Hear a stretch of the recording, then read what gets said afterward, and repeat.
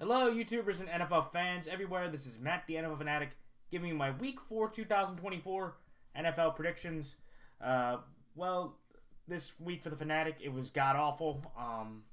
I went 2-12 against the spread so far, and straight up I'm now 5-9 with 2 games to go.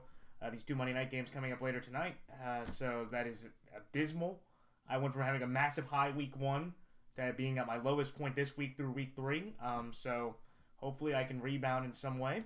But overall, for the year so far, through 46 games, I am now 18-25-3 against the spread, and straight up now I am 27-19. So that equals up to 42.4% against the spread and 58.7% straight up. So definitely still above 500, but definitely after starting out 14-2 to win 13 of my next 29 games is definitely not great.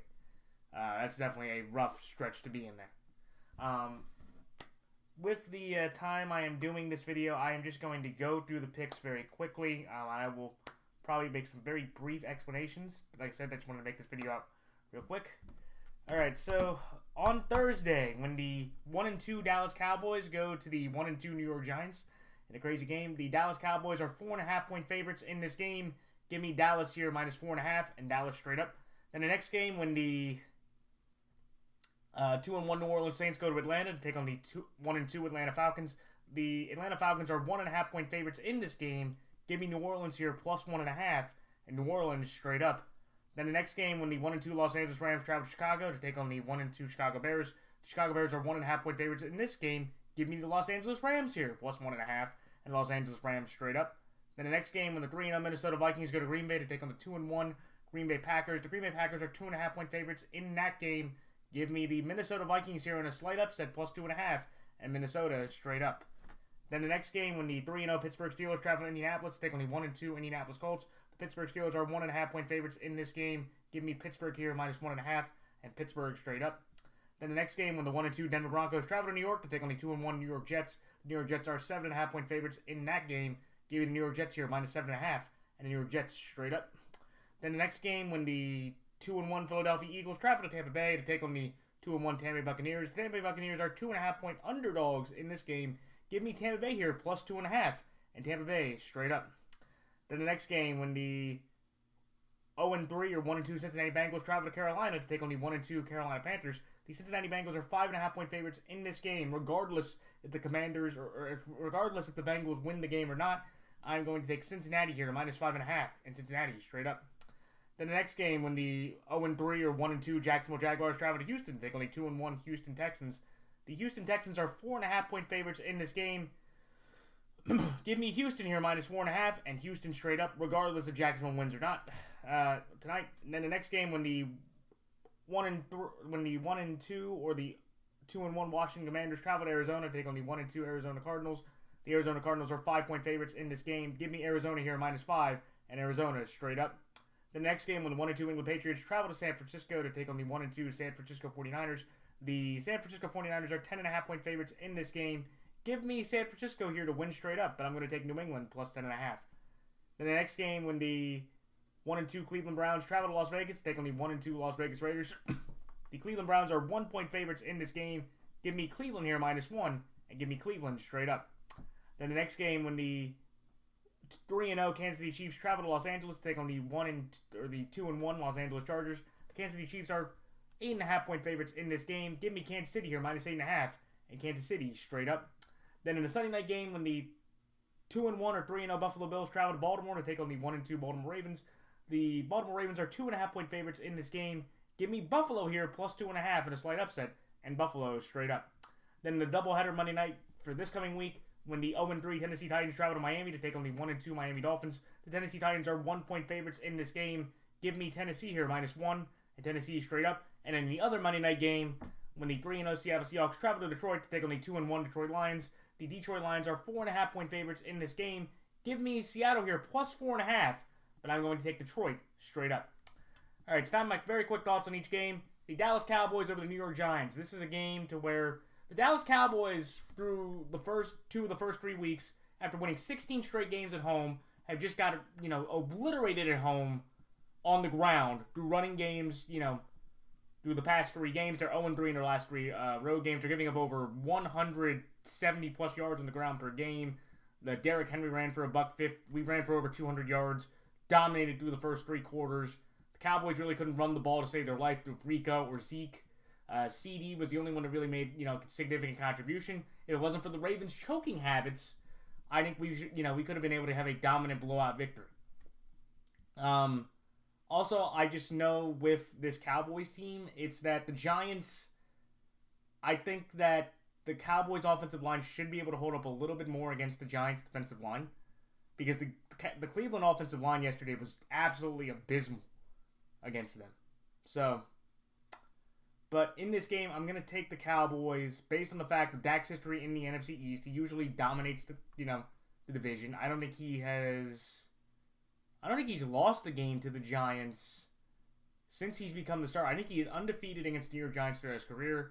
I don't think it improves the Cowboys' chances, but it's definitely a huge red flag if the Cowboys lose compared to the Giants.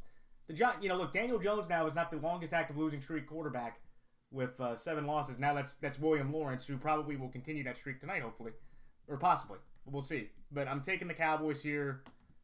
Trust against this divisional opponent, and losing Andrew Thomas was significant, and I just think the Cowboys just have better offensive weapons to go against the Giants' secondary compared to Cleveland, and I think the Cowboys' offensive line should be able to hold up a bit more. And I just trust if it's going to come down to a field goal game, Brandon Aubrey, who had the second longest field goal in NFL history, a 65-yarder, I trust that in the end there. So that's why Dallas here, -4.5, and Dallas straight up. The next game, the New Orleans Saints over the Atlanta Falcons.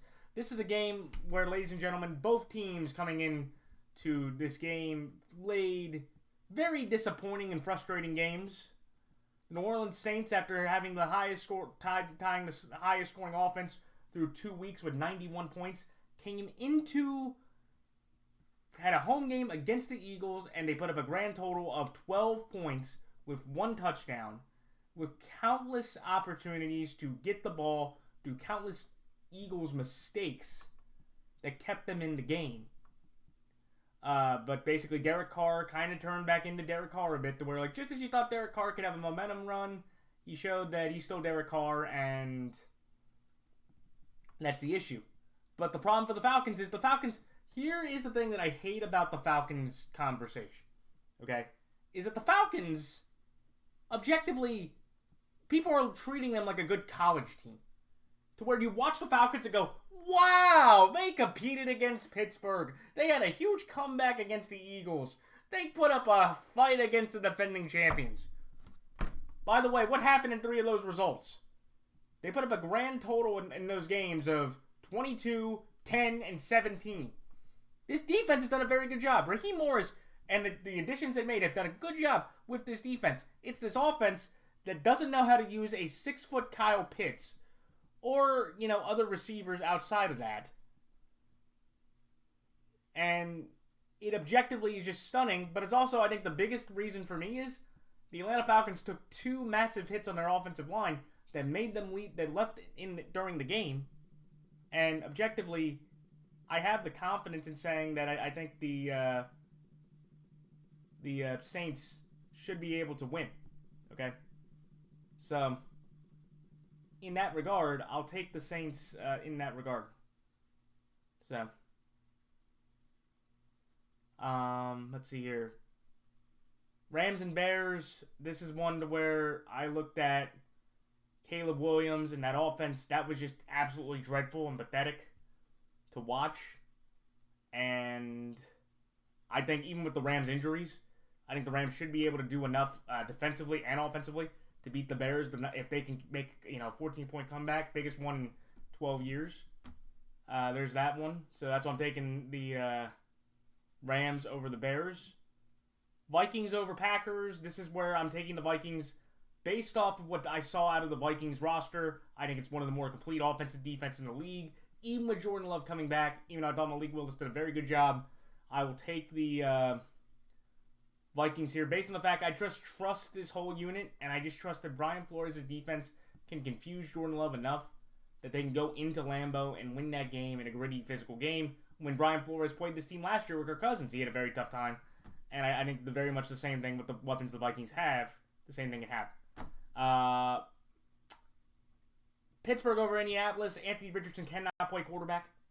He is Black Kyle Schwarber. He only can hit home run balls. Anything else you try to ask him to do, he really can't do effectively. I think the Pittsburgh defense is the best in the league. They've been consistent, steady, and I just trust that more against the Colts team that with Mike Tomlin playing young quarterbacks, it's not very pretty. And I just trust, again, Pittsburgh, they know their formula. It's run game, consistent defense. Justin Fields doesn't turn the ball over. They should be able to beat a Colts team that last year, if they had Fields and this team, they could have won. They could have got them maybe the number 1 seed. So that's like Pittsburgh -1.5. Pittsburgh straight up. Jets over Broncos.